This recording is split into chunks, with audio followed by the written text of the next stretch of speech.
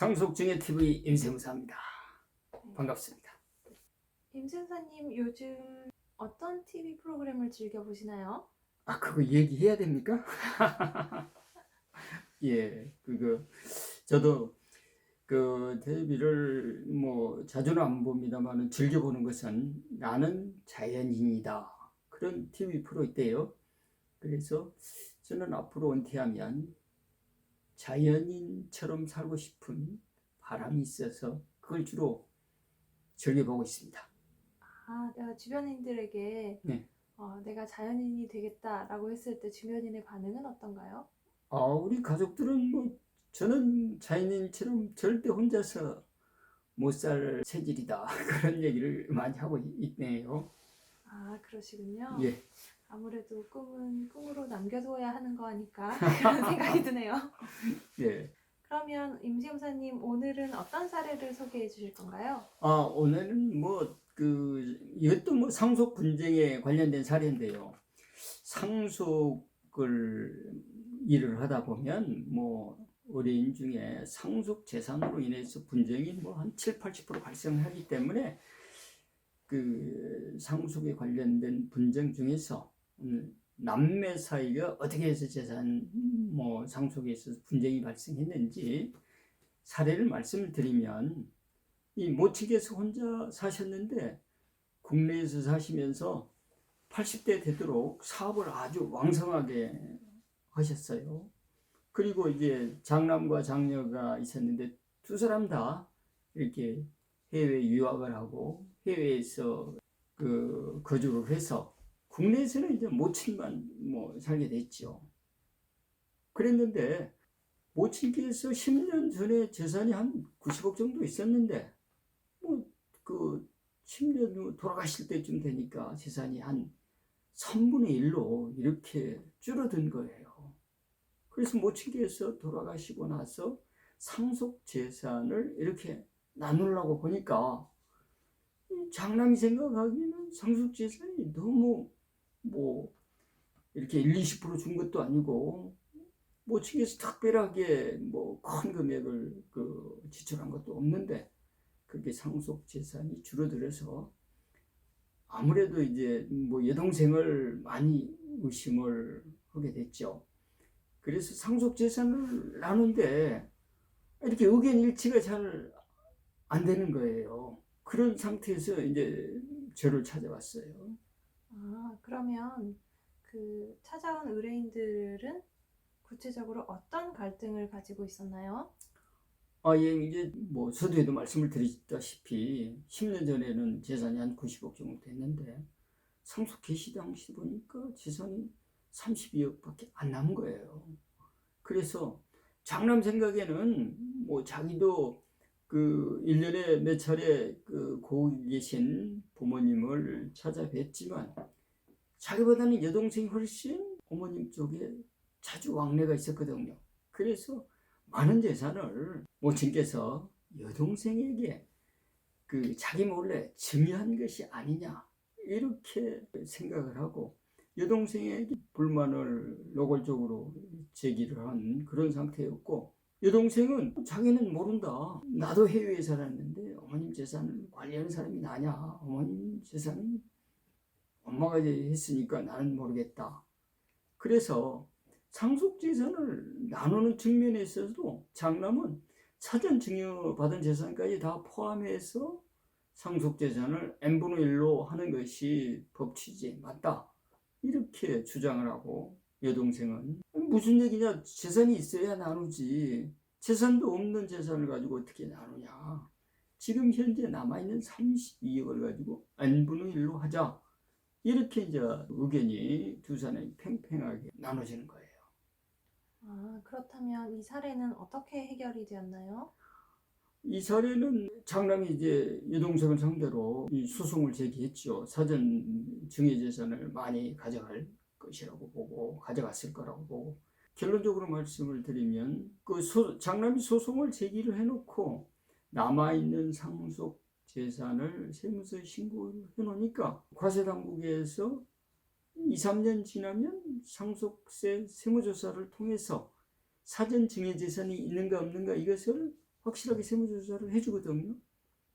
그래서 재판을 청구해 놓은 부분에 있어서 그 재판을 세무조사가 있을 때까지 뭐 자기가 사전 증여재산이 어떻게 흘러갔는지를 모르기 때문에 세무조사를 통해서 여동생이 가져간 것을 미리 사전 증여로 봐서 그 여동생이 가져간 것은 빼고 그러니까 사전 증여재산과 남아있는 상속재산을 다 포함을 해서 n분의 1로 2분의 1씩 나눈 그런 사례가 되는데, 여기서 이제 우리 뭐 상속세 세무조사를 할 때는 보통 그 금융계좌를 10년 전 것을 이렇게 조회를 해서 조사 결정을 하기 때문에 뭐 재산이 1, 2억 같으면 어떻게 이렇게 그 생활비로 썼다고 하지만 몇십억짜리 되는 재산을 금융 거래를 통하지 않고는 뭐 지출을 할 수가 없잖아요. 그 큰 금액을 뭐 해결 받을 수가 없으니까. 그러니까 몇십억 되는 재산이 어떻게 흘러갔다 이런 부분들은 그 10년 이내라 그러면 이건 뭐 세무조사 과정을 통해서 확실하게 노출이 되기 때문에 이런 부분은 미리 세무조사 단계 이전에 정해서 신고를 하든지 아니면 상속재산에 포함해서 신고를 하는 것이 훨씬 좋습니다. 그러니까 이 사례에서는 세무조사를 할 때 뭐 여동생과 장남의 세무조사 대응이 서로 다를 거 아니에요. 장남에게 그 사전 뭐 모친 재산, 처분 재산에 대해서 어디다 썼는가 이런 물어보면 나는 잘 모르고 여동생이 뭐 썼는지 잘 모르겠다 이런 뉘앙스로 대답을 할 것 같고, 여동생은 세무조사 때 물어보면 이렇게 대답을 할 것 같아. 나는 모른다 이렇게 얘기를 하겠지만 뭐 결론적으로 계좌를 통해서 흘러간 것은 다 과세당국에서 조사해서 적시를 할 수가 있고요. 여기서 이제 세금이 더 나오고 덜 나오고 이것도 중요하지만 문제는 이제 그 가족관계, 뭐 남녀관계가 남남처럼 이렇게 단절돼 버린 거, 이게 이제 가장 안타깝고 아쉬운 일이죠. 모친께서 재산을 남겨놓을 때는 그 자기가 많은 노력과 피땀 흘려 일군 재산을 그걸 자녀들이 가지면서 사이좋게 지내도록 바람을 크게 가졌을 텐데, 남아있는 장남과 장녀가 이렇게 티격태격하고 장남과 장녀가 사이가 멀어짐으로 인해서 손자, 손녀들까지 그 관계가 단절되는 것, 모친께서 그 살아생전에 이런 일을 겪었다 그러면 얼마나 가슴 아픈 일이겠습니까?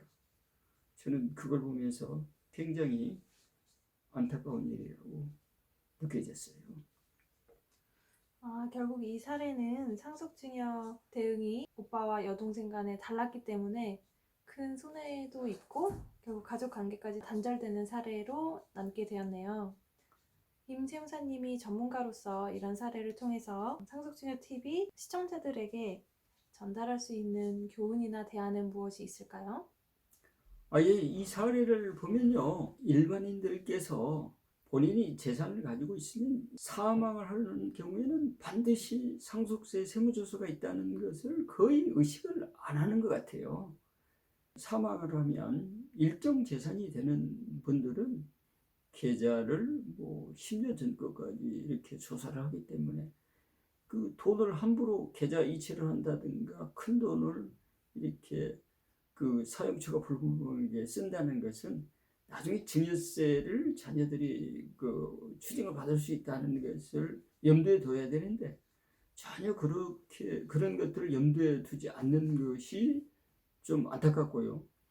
또 두 번째는 뭐냐 그러면 상속인들은 이 상속 재산을 나눌 때 물론 뭐 부모님도 그렇게 생각을 하겠지만 이 재산이 전부 다 자기들 것으로만 생각을 하는데 가장 지분권을 많이 주장하는 쪽은 국가입니다. 그러니까 그 자기들 상속인들 남매 그 상속 지분만 생각하시지 말고 항상 국가도 가장 큰 지분을 요구하고 있다는 것, 이것이 이제 상속세가 되겠죠.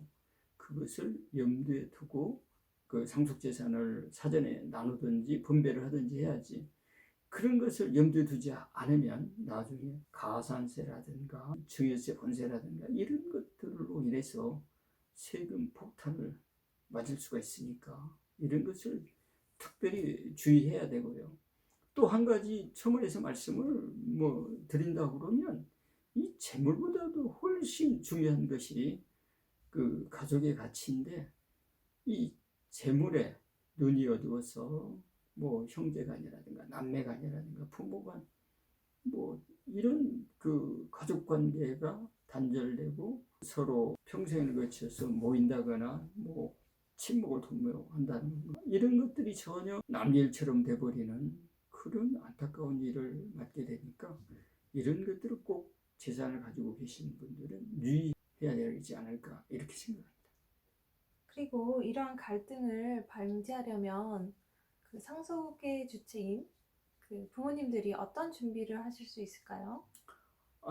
이제 분쟁을 방지하려고 그러면 일단 유언장을 미리 작성을 해 놓는 게 좋죠. 그리고 상속세는 평생에 걸쳐서 한 번 아니면 두 번 이렇게 겪어보기 때문에 부모님 입장에서도 그 예전분들 같으면 상속세라는 것을 의식을 안 하신 분들이 많이 계실 수가 있죠. 그러니까 절세 측면에서라도 그 상속재산에 대해서 세금이 있다는 것을 알고 그 사전에 큰 금액을 나눠주려고 합리적으로 그 합법적으로 증여세 신고를 해서 납부도 미리 해야지 가산세가 부담이 안 되죠. 가산세가 생각보다 훨씬 큽니다. 왜 크다고 말씀을 드리냐면 신고를 증여세 사전 신고를 안 하면 무신고 가산세가 20%고 또 문합부 가산세가 1년에 10%입니다. 그러니까 한 5년 지난다고 그러면 한 7, 80%가 돼버리기 때문에 그 가산세가 어마어마합니다. 어떤 경우는 배보다 배꼽이 훨씬 더 큽니다. 그러니까 본세보다도 가산세가 더 훨씬 많은 사례를 종종 겪습니다. 그래서 자기가 어느 정도 일정 재산이 된다 그러면 전문가들에게 그 사전 증여 대책이라든가 절세 대책, 그 다음에 그 가족 간에 화합을 할 수 있는 대안을 미리 준비하고 그 상속이나 증여를 했으면 좋겠습니다. 네, 오늘도 임세무사님이 나눠주신 사례들을 들어보면 상속증여TV 시청하시는 여러분들도 가족끼리 혹은 형제끼리 미리 이런 것들을 이야기해보는 것들이 중요하겠다라는 생각을 하실 수 있을 것 같습니다. 오늘도 중요한 말씀 감사드립니다. 예, 감사합니다.